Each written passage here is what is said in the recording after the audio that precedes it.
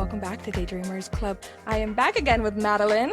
Madeline Black, she is a social media manager, brand designer. She kind of does it all. She's incredible at what she does. And so I'm very, very happy to have her on the podcast today.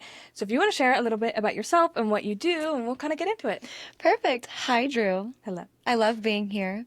I'm a multi-channel brand designer. I love doing everything beautiful, anything design oriented, kind of just do full stack marketing, top to bottom. Yeah, that's kind of my space. So I like putting beautiful things together, but also implementing strategy to make them high converting. So whether that's through social media management, through that's branding, web design, all that good stuff, all of that kind of plays a part. So, and she is so good at it. Everything you do, I'm like, she's so intelligent. Thanks, she's so smart. She's so hot, pretty, and smart. So kind of going into your how you got to where you are now. Let's start kind of from the beginning. When you were younger, were you like, oh, I'm gonna be an entrepreneur? What did you think of yourself as a kid? Or when I was a little baby and I was like, what do I want to do? So no, great question. I always kind of felt like I was going to do something entrepreneurial. I really didn't know what industry. When you grow up and you're a creative person, people try to make you not a creative person. They want to make you a very practical person. It's the classic, like, art doesn't make you money, but art totally can make you money if you have strategic business backing. So anyways, and I came from a long line of female entrepreneurs in my family. So for me, I saw my grandma do it. I saw my mom do it. I really wanted to do it, but I didn't really know what that path looked like because I did work corporate for a couple of years in a bunch of different ways.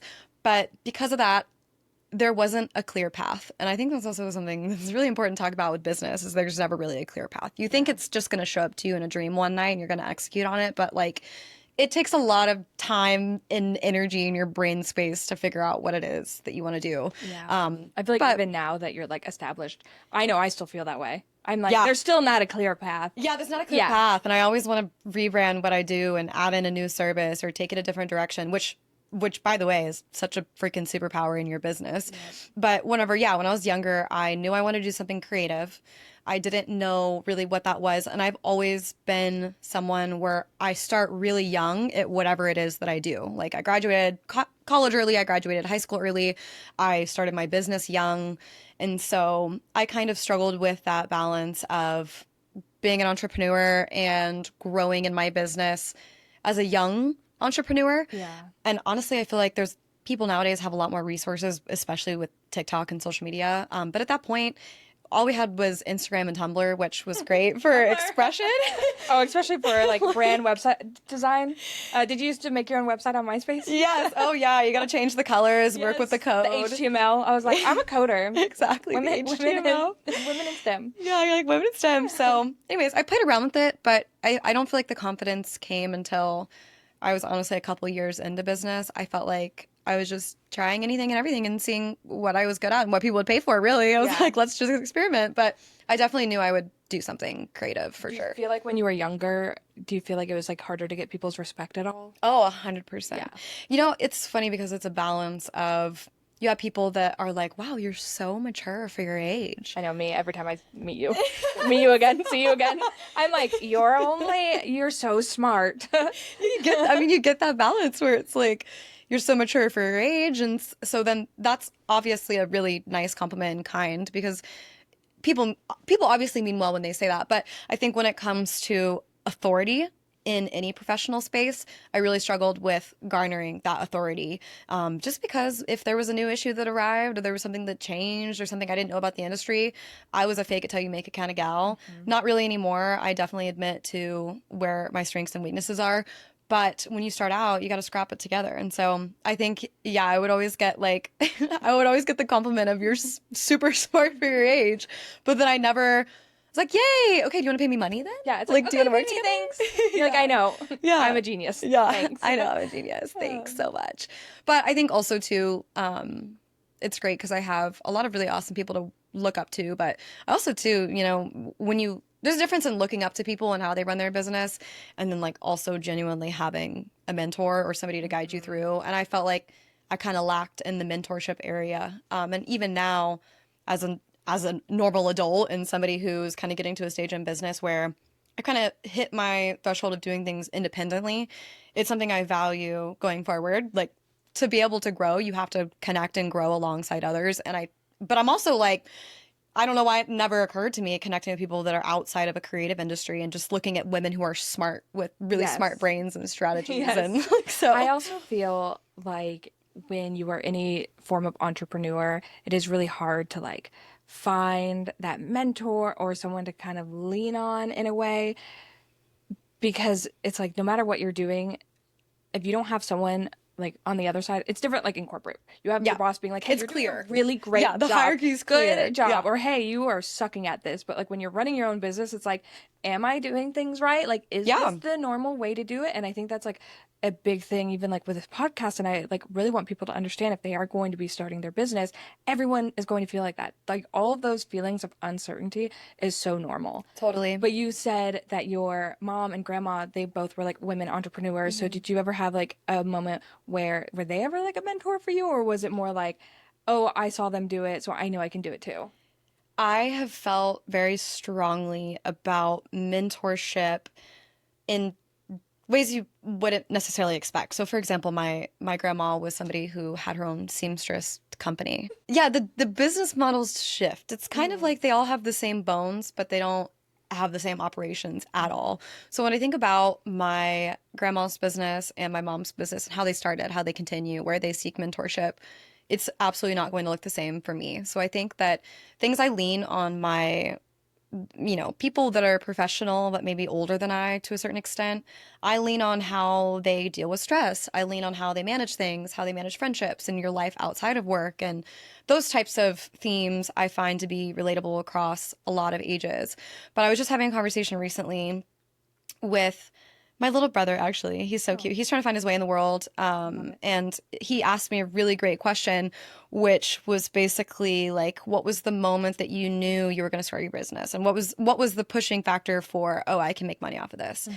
And I was like, oh, it's just a summation of a lot of great opportunities being acted on all at once, taking risk, things that feel scary. And so I think whenever I look at mentors and mentorship, I definitely prefer being with people, working alongside people, talking to people that are closer in age to me, or in some sort of like similar bracket to which there's relatability. I like to talk to people who have worked in marketing, that have know how to do corporate marketing, know how to do in-person marketing, know how to do sort of full stack, but then also are familiar with how constantly shifting everything is these days. So when it comes to mentorship, I honestly, even now, still kind of lack in the mentorship department, but I'm super rich in the community department. So people being able to relate with people, being able to understand when it comes to growing my business and kind of expanding it and having mentorship for the sake of being able to lean on somebody to give me advice, I definitely still struggle now because I think that there's a lot of people out there that can help you with mindset, but not a lot of people out there that can and want to help you with actual practical tools. So I searched for that in continued education and then just kind of stick to my guns of connecting with business owners because there's a lot to learn through, like I said, people who aren't in my industry that I am most curious about scalability. How do you hire on people into your company? How do you trust that somebody executes, professionally and effectively? And, how did you balance how many hours you work in a day? Yeah. So there's things that I seek for in mentorship and community that it's hard when you have family entangled into it because their experience is so different. And honestly, to be real with you, both of them are workaholics. Yeah. So And you're I like, love them I'm so not much. exactly trying to be Yeah, just like like that. exactly. I'm like, I'm not trying to be that, but it's funny because I asked my mom, do you ever feel like you complete everything that you need to complete in a day? She's like, no, having a business is like trying to take a nap and drinking a Red Bull. Like, Yes, there's that it exactly. just hypes you up. So I think, there's pros and there's cons, there's things I've learned from it, but and there's continual support as like a mother, Yeah. and as a I guess adult figure, but finding mentorship in community is for sure kind of a difficult thing in the space. I feel like you probably can Yeah, relate. I was going to say, like, I feel like in general, being able to find like a mentor, just like other creatives that you can like bounce ideas off in like specifically like the brand design community, but then also in the photography community can be difficult because there's a lot of like gatekeeping. Totally. But Or monetizing. yes, and it's frustrating because the thing is there's enough space for everyone. Totally. Because everyone's going to be different. Like if you were a photographer, your work is not going to look exactly like mine. No. So if you came to me and you're like, hey, I have this brand question, unless you're like trying to copy like every little thing that I'm doing, yeah, obviously I'd be like, okay, hey girl, maybe not. Yeah. But that has always been something that's like really frustrating for me. So I could only imagine like that's also a thing in like the brand design community Totally. where it's like, oh, don't steal this, don't do this, and like, oh, sorry, you have to pay for my $40 course. Yeah. Well, that's something that I always try to go back to in my own business because a huge part of my mission is brand sustainability and access to knowledge, resources, and education. Now, that's not something that I inherently offer. You can go online and buy a course from me or, get resources from me, but I try to be accessible to people that have questions or want to learn about the industry, especially I feel weird saying this, but like the youths, but for real, people that are graduating college the teens, but people that are graduating college that have been told that they can't do something. I feel very passionate about I'm not gonna say anti-establishment, but kind of. No, exactly. You can do whatever you want. Like if you have a daydream or whatever it is, I want people to know that they can take the steps to do it. Is it going to be linear? Are you going to wake up exactly like you said, like, oh, I have this plan in my dreams and this is what I'm going to be doing? Yep. No, it's not going to how that's happened. But like, no matter what your story looks like, no matter how your path to get there, it's not going to be what you want it to be probably, but you can get there. And also, I feel like there's so much power in listening to every piece of advice you could possibly listen to, but don't take every piece of advice you could possibly get. Yeah, because sure there's, one entrepreneur's journey is not the next. And, even when you find somebody who's confident and loves what they're doing, there's probably a facet that they don't feel very confident about or something that they're very uncomfortable with or, literally ask any entrepreneur and they'll be able to tell you, oh yeah, there's this, this, and this, and this that I could probably do better. Yes. And if they don't trust them because there's no such thing as perfect. And also too, what your version of success is going to look completely different to somebody else. Absolutely. And that's something that you learn as you progress in your adulthood journey, in your journey. I mean, we were just talking about this. I went to this networking event and it's cheesy, but there's women that restart their passion or their career, what they want to do at 40, at 50, at 60. And they have the exact same struggles that I in my 20s have with a lot of resource, time, energy, effort, finances, thank goodness, I'm blessed in a lot of ways. But there's common threads that everyone shares, whether it be struggle, whether it be success.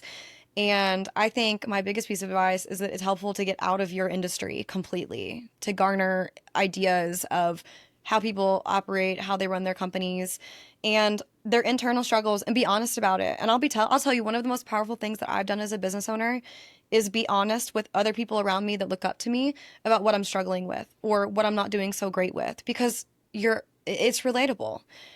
Nobody wants to know that you're just successful and they can't. And nothing's wrong, and you just know exactly how to run your business. And nothing's wrong, yeah. Actually, the people that I get most like advice from or maybe inspiration from are not photographers. Yeah, it's yes, like you or like other web designers or just people because they have different like elements put in place that I wouldn't have thought of or that other photographers don't really do. And I feel like specifically in the photography community, they get very like stuck in their head of like, oh, we have to do things this way. And I'm like, let's run this like a business. Because at the end of the day, it is a business, no matter if it's you're doodling on a piece of paper and selling it or if you're a photographer or brand designers. Honestly, this reminds me just about how we always find ourselves in conversations about how, oh, Drew, you look like you are so organized on your end, or like, Maddie, you look like you're so like everything is so put together and organized. Let me tell you, nobody's as organized as they say they are. Actually,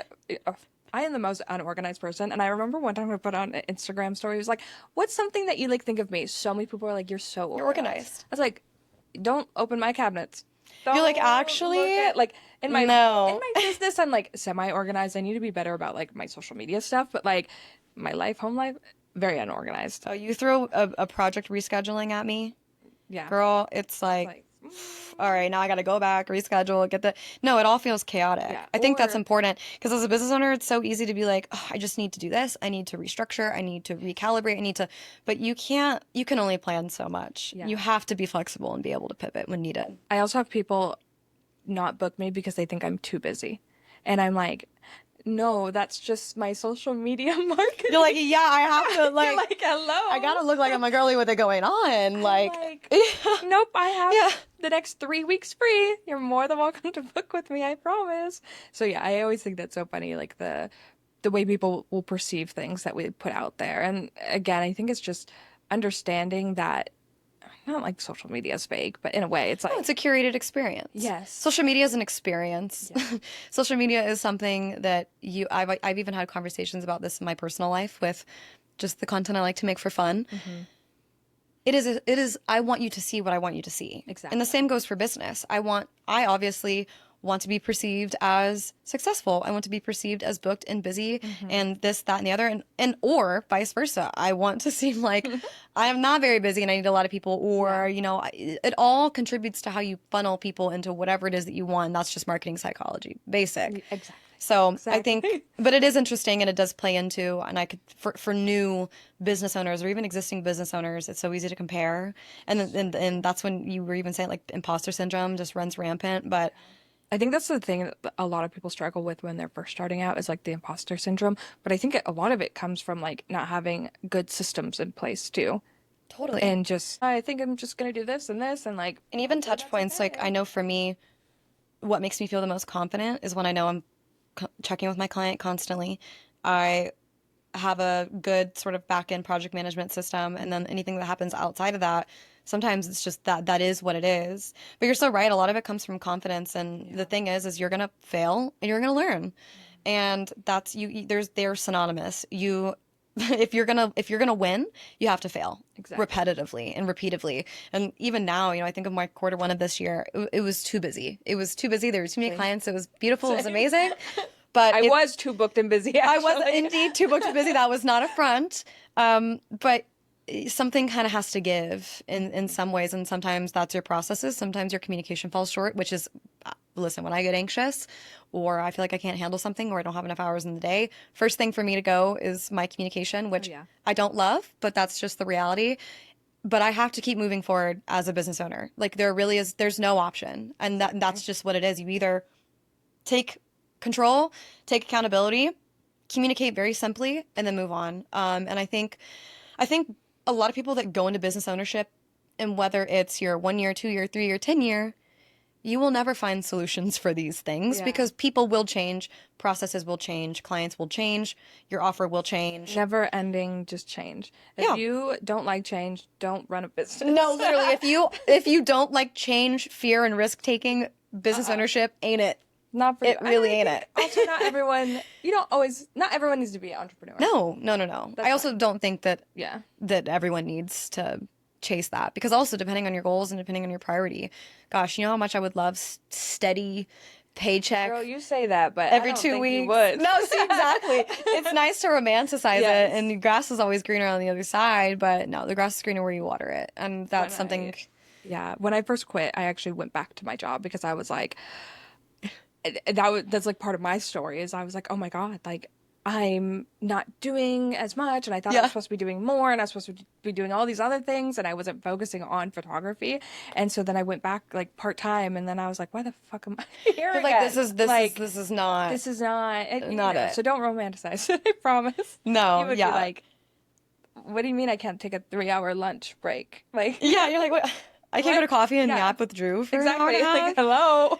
I think that's the funny thing, though, is that you have the autonomy in your life to try whatever it is you want to try. Yes. And if business ownership is something you're flirting with, try it. Go for it. A little tease. Do a little tease. Do a little flirt. Like, we love a good flirty business moment. It's just, exactly like you said, like, you're going to have to fail. You're going to have, maybe it's not even a complete failure. It's just redoing how you want things to work. Totally. But it's going to look different for everyone. There's also a hard balance, too, with standing your ground confidently as a business owner, because there's a lot of times where if you bend too flexibly one way, then you lose your authority a little bit. When I say authority, I don't mean kind of commandeering a client, but as the business owner, it's your responsibility to move the project along, keep the vision for it, execute it, and deliver it, for photography and for brand design and social media and beyond. And so I think that there's definitely a balance of trust that your client has to have in you as a business owner, that I'm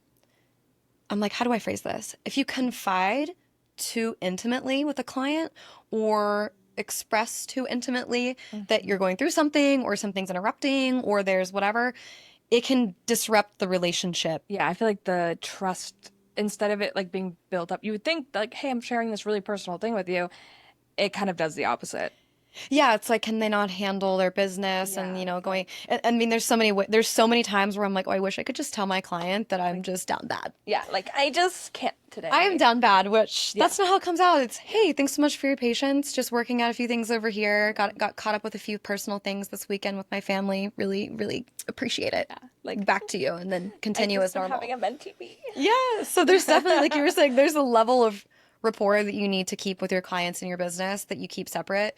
And so, yeah, but it's a balance. I mean, it's hard to find. And what I tell you and what Drew tells you is going to help give you guidance, but also at the same time, it's something you don't really know until you start as a person. I feel like I always say, I'm like, there's no wrong way to run your business unless you don't have like good systems. Like legally, there's wrong ways to legally, like business. Don't launder. Yeah, like don't like not have contracts and stuff. But like sometimes I think, especially like in the creative field, like there are just ways that might work better for you that other people are not doing. And so if you feel confident in that, do that, and don't let imposter syndrome get to you, because not everyone is going to be doing things the right way, because we are entrepreneurs. And don't let it stop you from starting. Exactly. I mean, the thing is, you learn as you go, you grow as you go, and don't let the fear of messing up get in the way of chasing your daydream, because your daydream can become your reality. And it can be scary. It is scary, but at the same time, the only way that you succeed is by trying. Exactly. Cool. So what success looks like for you, how did you know, like, what was your moment that you're like, oh my God, wait, this is happening? Or was there like a time that, things just kind of like blew up for you? It shifts. So when I first started my business, by the way, for context, I've had my business for about going on 6 years now. So I feel like every about 2 years, what I kind of define as success looks different, grows, ebbs, flows, all that good stuff. So when I first started my business, within 6 months of beginning, I went viral on TikTok and I was booked out for like 9 months in advance. Thought this was amazing. Being booked was incredible. I saw also too, there were a lot of people that have wait lists or they book out months in advance. I bet that also, not to interrupt, I bet that really helped with like, okay, I need to have all these systems in place, because I had no choice. Yeah, I had no choice. And that was something that I wanted to focus on from the beginning, was making sure my client experience was positive. But I didn't have clients to have an experience for. So when I first started, got booked out in advance, pretty far in advance, had a really amazing projects. I was really rocking through it. But girl, I was busy. I had no social life. I had no friends. I had no nothing. Pretty much everything that I did was for my business. But when you start your business, you kind of expect that. Like I knew that there was going to be sort of like a head down hustle and grind period that I was totally okay with. So this was not something that was negative to me. Owning your own business is very lonely. It's a very lonely experience. I actually, like, opposite. I didn't think it was going to be lonely. And I'm fine. I'm an introvert. So it works. Like, everything worked out great. But like it's crazy that you say that, because I thought it was going to be like, I don't know, the opposite. Like, all this community all the time. Like, always people, totally. Blah, blah, blah. You're with people, but you're like, shooting. Yeah. People, especially if you have people in your life, one, who are like secretly not rooting for you, and two, that aren't running their own business, no one will ever care as much as you do. Absolutely. So it's just kind of like one of those things that absolutely it can get lonely. But yeah, and it was an interesting period because I had graduated from college and pretty much, excluding my corporate experience, but I pretty much had a business directly out of college. So I kind of had friends in school and I had friends that were in corporate, and I was kind of in this weird middle in between. So everybody was doing exactly what I was doing, which was just trying to establish yourself in the world as a person. It's a difficult thing post-grad directly to try to figure out, who am I? What am I doing? How can I contribute to society? And how can I get fulfillment out of it? Yeah. You don't know. You don't know what makes you happy and what's successful. At that point, I was a broke college student to making 6 figures in my first year of business. Incredible. So for context, that's what we were looking at. So for me, I was like, I'm the shit. Like, you're like, I already did it. I was like, I'm the shit, like, you know, and I don't really compare myself to people around me because I love everybody and anybody. But I was like, objectively kind of comparing, like, this is a really great situation to be in. And so I had a really awesome experience my first 2 years of business because the clients were really, really aligned. TikTok was also a different place.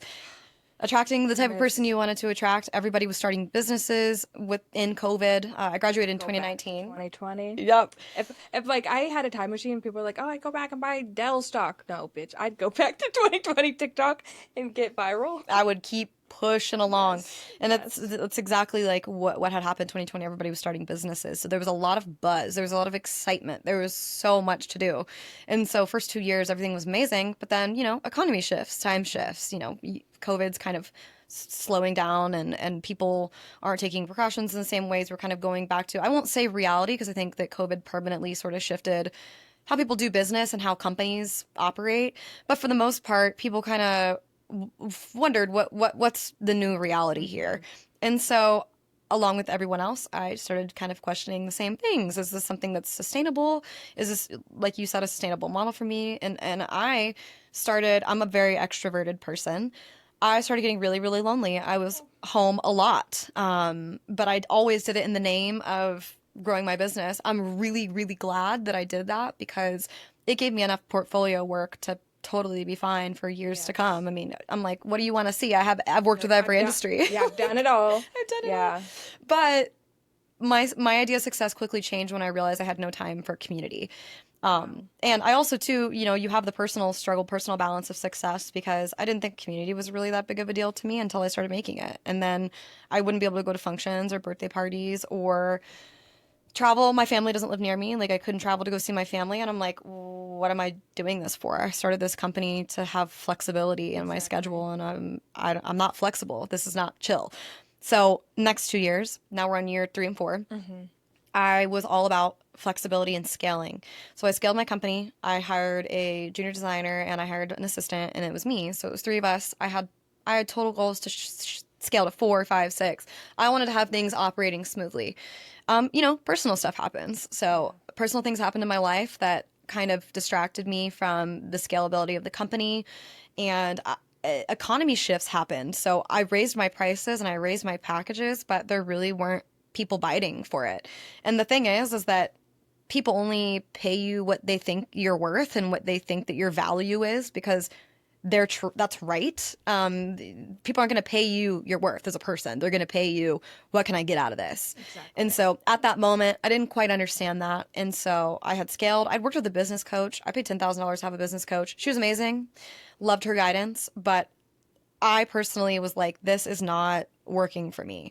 So I was like, I need to pivot, because I was working project to project. So my success at that point was flexibility. And so I had about a 4 or 5 month span where I was so burnt out from working so much. Again, still making 6 figures.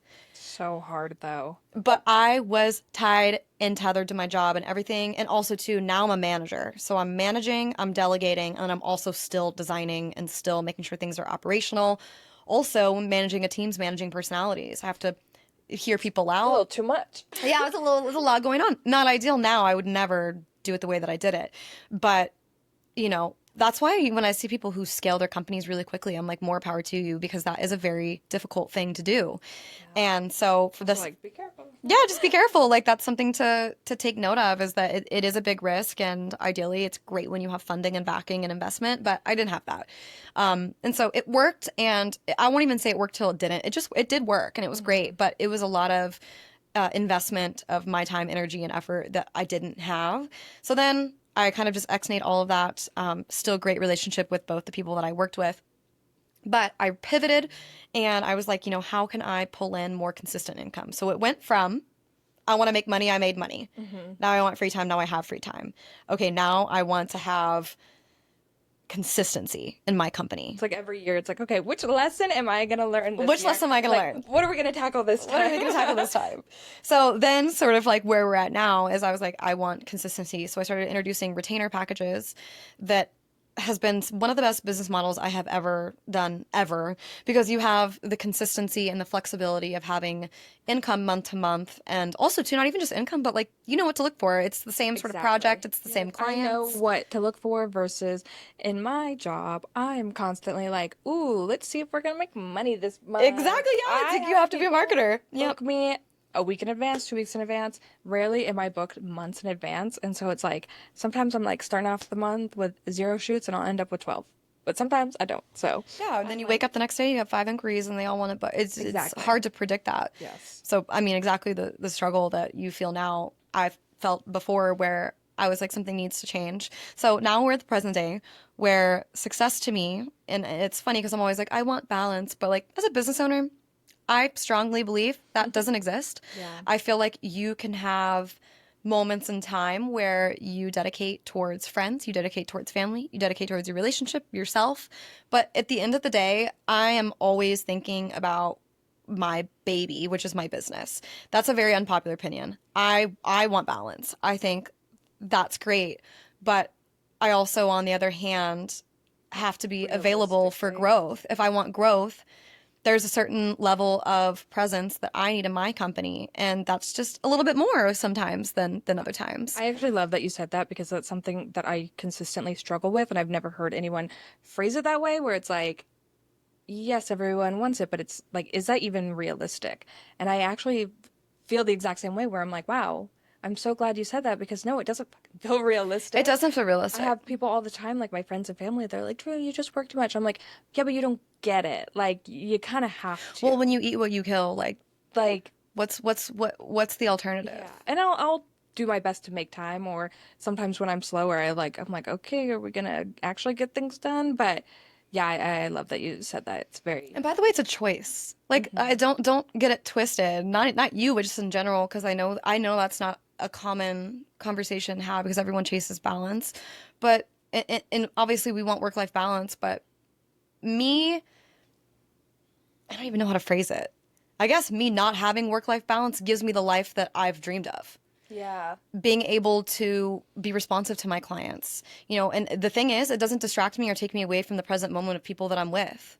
I also think that I surround myself with a lot of people that understand part of my personality is the fact that I want greatness for myself, and whether that greatness is, by the way, I don't associate greatness as much with money and how much is being pulled in, but what kind of work are we creating? What kind of systems do we have in place? What what are we striving for? Yeah, like what kind of life you're living and everything. And for me, the older I get, the more I feel so passionate about the mentor. When I say mentorship, I don't mean selling courses or having someone pay me to be mentored. No, I feel like I love having candid conversations about the realities of business ownership. Yes. And, the ones that are the most successful, they're the ones who are available. They're the ones that call you back.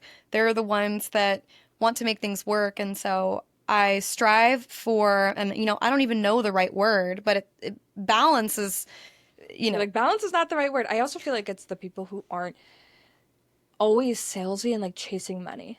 Yeah. Because at the end of the day, like, yes, obviously we're going to get paid what we're worth, but like, I'm not constantly like, you have to pay me this. This is going to get you this, like. Yeah, I mean, there's only a level of value that you can explain to somebody until they know that they need it. That's like, you can't be like, hey, you need brand photos. Well, why? Oh, because brand photos help establish your, authority in the space. Well, no, I'm already booked out. Well, I don't know how to explain to you that 6 months from now, you're going to have some brand recognition and consistency on your, well, Drew, you can't explain the value to someone. Yeah. You have to have somebody that knows, hey, I've been through it. I've spent months. I get it. I've had people say that my website doesn't look professional. I've had people say that my onboarding documents don't look professional. There's only some things you can and can't explain to people. Exactly. And I even just on balance, like, if you think of a scale, obviously we like when things even out, but part of a scale is it's tipping from one side to the other. There's times where I am way more busy with business, and then there's times where I am sitting back, relaxing, traveling, hanging out with my friends and my family. And I think that's really what I strive for in my life is flexibility. I love it. Over balance at this point. But yeah, success to me is flexibility, being able to see the people I love, do the things that I love, make time for myself. I don't know, watercolor, paint, journal, read a book at the end of the night. Yes. And sometimes that's, hey, client, I'm going to figure this out tomorrow. winding down for the evening. We'll regroup. It's on my mind. It's on my radar. It's on my schedule. Don't worry about it. So I think, that communication. Yeah. it's the communication touch points. Yeah. Whatever you said earlier was like, what the heck did you say? Something like I don't know what you said. You put it in a really good way. You're like, what did I say? Let me think back to the nugget of information. Something about the balance is what's creating your life you want now. I don't know. That sounds good to me. Yeah, I don't know. You said something and I was like, yeah. So that's exactly it. Well, I love Totally. that. Okay, well, what advice would you have for someone who's like, man, I want to start my own business, and one, I don't think I could do it, or two, where should I start? Like, what would be your advice for someone if they're coming to you like, hey, girl, I have this business idea, but like, what is like the best piece of advice you could give me? Oh my gosh, in my brain, I'm like, what kind of business is it? What industry is it in? How old are they? Are they graduated college? Are they? No specifics. So no specifics. No specifics. I would say get real specific. So for one, get real specific with what it is you actually plan on doing. Of course. Yeah. When somebody comes to me and they say I have a business idea, I'm kind of just like, oh, okay. Okay. I also have a ton of business ideas. Like me too. Yeah, so there's a combination of I want to know your business idea, but I'm also curious as to to save yourself, and I say this in the most loving, compassionate, supportive way, to save yourself from having an abrupt realization when you're already invested financially, mentally, and emotionally. Ask yourself, what makes me different? What makes my offer different, and what makes what it is that I'm doing successful? Because I think when we think business plan, we think, oh, I filed an LLC. Great. Yay, I started an Instagram profile. Amazing. And I know that I'm a social media manager and I know I'm a brand designer. So I work with a lot of businesses that start off at a smaller, more mid-tier space. But when I think of myself as an entrepreneur, business ownership, when somebody comes to me with a business idea, it's get real serious and real clear with yourself. And if you can't tell me, it's almost like you got to pretend like you're pitching it to an investor. Why is it important? Why should I care? Pretend you're on Shark Tank. What is it? Sharks? Yeah. What is it that I'm doing, and why would it be successful in the space that I'm going into? And by the way, I don't expect, and you shouldn't expect as a business owner to have that all figured out. But these are crucial questions to ask, to where if you do get asked that, or if time passes, you've already been thinking about it. So I start with that. My second piece of advice is don't take advice from people. You're like, I just gave you really great advice, but don't listen to it. Listen to me. No, and by don't take advice from people, I mostly just mean that when you are starting your business, you're at a very vulnerable position. And I think that there's a lot of places you can start, and just starting is the best that you can do. You don't have resources and knowledge and market understanding of whether you're selling a product, whether you're marketing a service, you don't really know yet what people want from you. You can garner an idea of what people want from you, but you don't really know until you've had conversations and you've worked with somebody. So just starting and not taking advice too literally in terms of implementation is super important. I think that there's a way where you can harbor information, you can harbor feedback, but you cannot take advice from one entrepreneur and have it work for your business. It's like, again, with the flexibility. You need to stay flexible with looking at somebody who's done it in a respectful way and this is a great information to take and digest and absorb. But if you're going to implement step A, B, C from what somebody says, it most likely won't turn out the same because you're not them. Yes. So you have to do things your own way. I also think, like, going back to your first piece of advice where people are like, oh, okay, I have a business plan and everything. I think a lot of times when you're like a solo entrepreneur, a lot of people will come to me and they'll say, I have this idea, da da da da. I'm like, okay, but are you passionate about it? You have to actually like what you do. You it. either have to like it, or you have to be able to be like, I don't really care, but I know I can sell it and get it acquired. Yes. And like I can sell it and I can go through this whole thing. But I think the people who are like, I'm going to be a business coach because it's going to make me money. If you're going into coaching and courses, you're already cheating yourself. If you're selling a course on selling a course, or selling a coaching mentorship on being a mentor. Hate me for saying that because I have worked with coaches, and I'm not saying like all of them are that way, but it's like the people who are just doing it for like a quick buck. I'm like, that's not sustainable. No. Like, to make that money short term, it is not a sustainable business. And it's very frustrating when I talk to people and they're like, I have this idea, I want to do this thing. And I'm like, are you even, like, what is setting you apart from just think it through. Yeah, I'm like, you've got to have this thing that you're like passionate about and you know long term will be your business or maybe even a part of your business. Like if you know, wanted to be a brand designer, but then eventually it turns into something else. I have a perfect example of this. So I was talking to somebody this weekend and they are very, very, very excited. They want to start a business. This actually happened. I'm not just making this up on a whim. Imagine you're like, wait, I have this great story. I have this great story. I'm making it up as I go. By the way, this is fake. No, this is a friend of a friend. Super sweet gal. She's in her 30s. So again, like midlife pivot, which is fantastic. I think there's a lot of people that go into careers that are like, whoa, I hate this. I love when people do midlife pivots. I'm like, that's why I was like, Drew, who am I giving advice to? So cool. But she's doing a midlife pivot, and she was saying how she wanted to create a bar and coffee shop in Austin. And I was like, can I put some suggestions for her already? I have some clip notes I'd like to. Yeah. Comfortable seating. Yeah, comfortable Make it seating. aesthetic. But you know what? Whenever I find myself in conversation, I think absolutely aim for the stars and do whatever it is you want to do. But I told her, I was like, look, people want something that appeals to something that they're lacking. So again, whether it's comfortable seating, and you also have to think, you know, if you're a bar and a coffee shop, you're gonna have to be open late and open early. So something might sacrifice. Maybe your coffee beans aren't really gonna be that great and the coffee service is just gonna kind of be there. Or maybe the bar is gonna really excel, or maybe the coffee shop does great, but then you like kind of have Kahlua on the side that you can add to your like espresso martini or whatever. So I just think that getting as specific as possible with something is super important in terms of the sort of hypothesizing process of coming up with a brand. Because when I was talking to her, I was like, what about creating a coffee shop that's targeted maybe towards parents, where there's a coffee shop where they can work from home and co-work, but then there's also a little area where like their kids can play so they can actually get work done, and then their kid can go and join them, so that there's more daycare. Oh my gosh. Yeah, there's a fostering of the community. You meet other parents. There's a way for business owners, parents, employees to all connect. So it's a networking opportunity, and it's also low key because you have kids there. So then you can have people come in and teach your kids something, or you can have little activities there.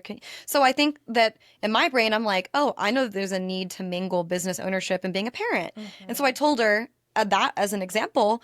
And I was like, not saying that's the direction you need to move, but those things that move the needle for people when they think, why is this better than that? Like, I know when another coffee shop opens up in Austin, it's exciting, but it's like, is it better than the first conversation I have is like, what's setting you apart? What's the vibe? And I mean, if you don't know anything about Drew, by the way, if it's your first time listening to any one of Drew's podcasts, Drew's a coffee connoisseur in her personal life.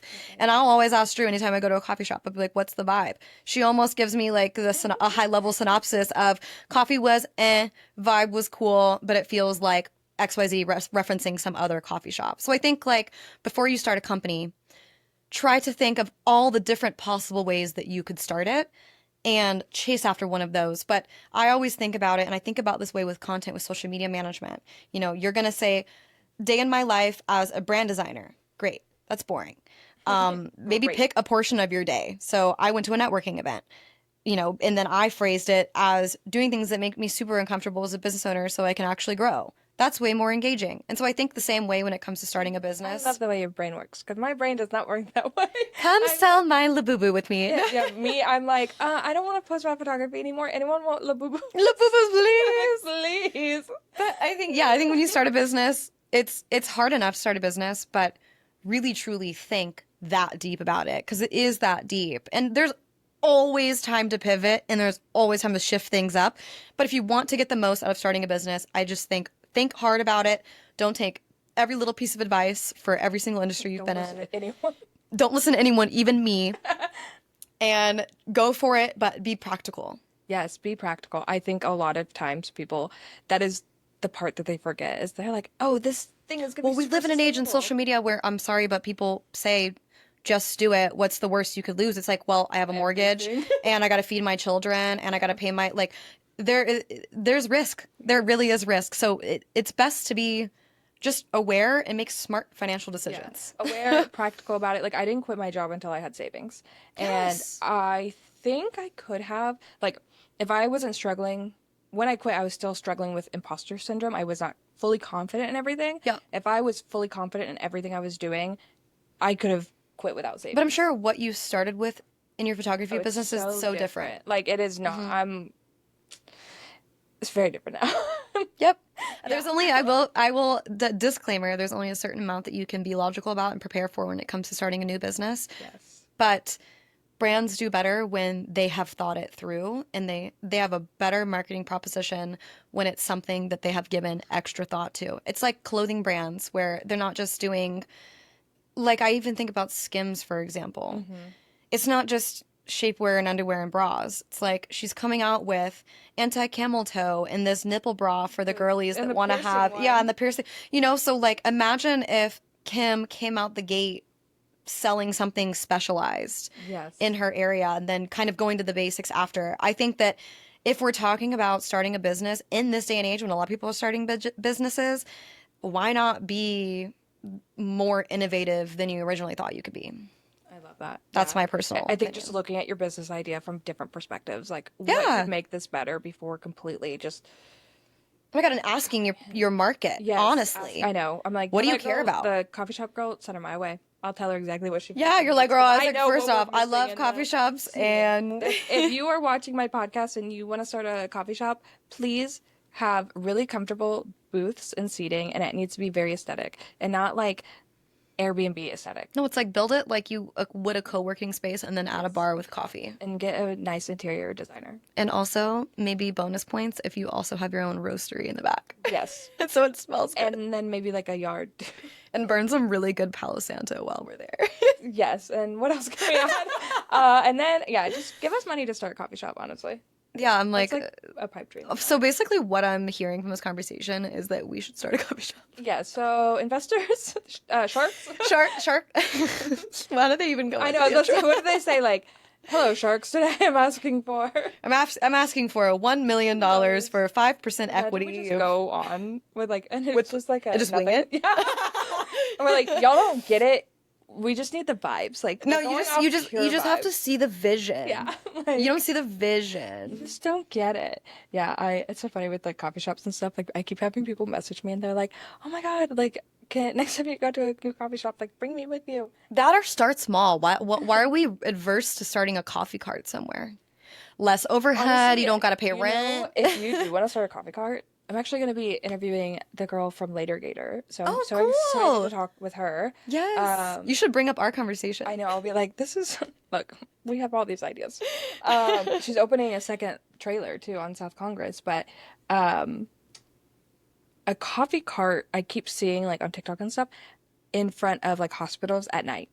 Because all the night nurses are like, please, we need coffee. Seriously, guys, exactly what Drew was saying. Business ideas? Just come to us. If you have an idea, think about a group of people that it could benefit. Because, oh my gosh, I'm just thinking about the heart behind it. You go on TikTok, here's my story. There's a lot of night nurses that need caffeine because they're staying up all night. They're doing the Lord's work. Yeah. They're taking care of these kids. Or in front of like a school, like for teachers.